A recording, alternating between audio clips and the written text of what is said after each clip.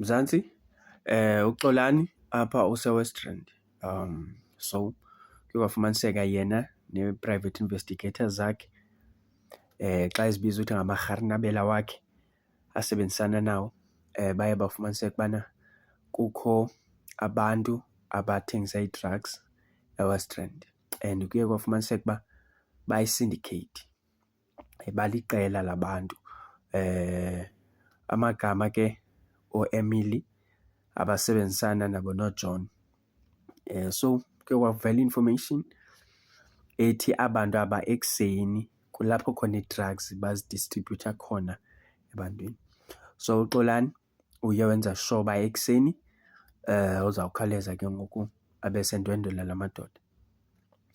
Ekufikeni kwakhe ke kuye kwafumaniseka ubana ufike kukho abantu ababini kule ndawo, ngamaxhego ke bobabini.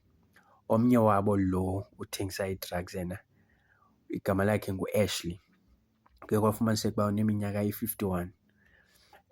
Lo Ashley ke le ndawo athengisela kuyo ii-drugs ayondawo yakhe.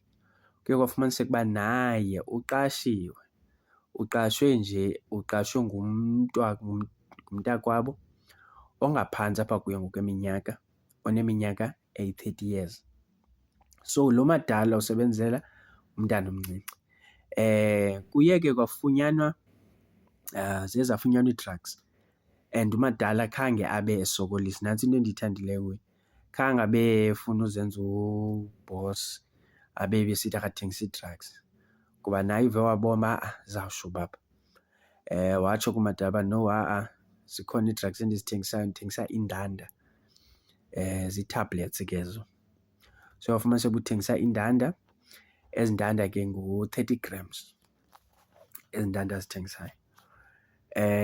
So kuye ke ngoku njengoba benditshilo khange asokolise, kuye ke ngoku kwaphunywa kule ndlu bekuyo kucaba ii-drugs zifihla kwelinye ityotyombe lapha ecangkwale ndlu.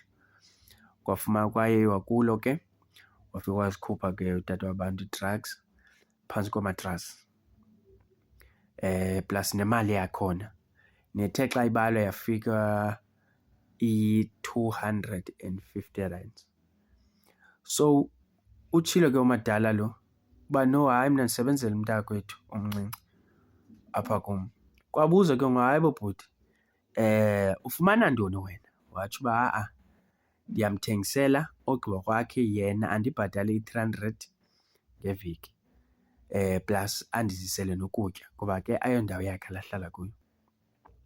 Hayi ke uXolani kuba ke le ndoda ingakhange isokolise, khange athathwe amanyathelo okubana amenze athethe inyani kuba khange asokolise, uzikhuphile ii-drugs watsho uba no mna ndiyathengisa ii-drugs.